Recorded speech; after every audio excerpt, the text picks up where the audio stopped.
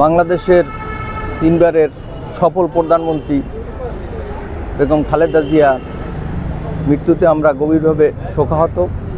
সারা বাংলাদেশ সহ সারা বিশ্বের মানুষ আজকে শোকাহত। বাংলাদেশ সরকার আমাদের নেত্রী, গণতন্ত্রের মা, তার মৃত্যুতে 3 দিনের শোক ঘোষণা করেছে।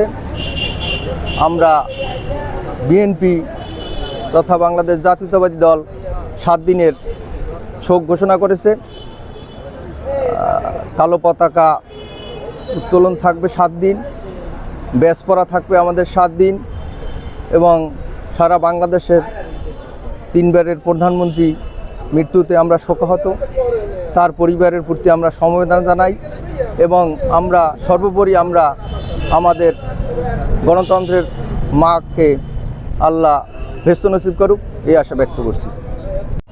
বাংলাদেশের 3 বার প্রধানমন্ত্রী বেগম খালেদা জিয়া আজ আর আমাদের মাঝে নেই।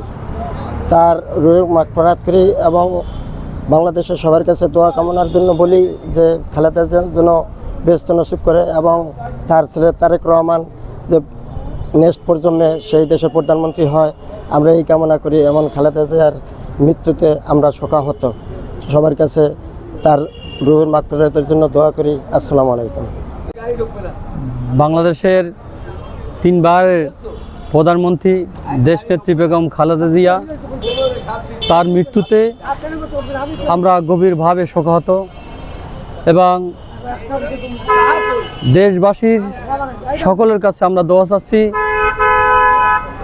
যেন আল্লাহ যেন তাকে বেহেশত নসিব করে এবং তার সুযোগ্য সন্তান তারেক রহমানের আগামী দেশ নেতৃত্ব দেবেন।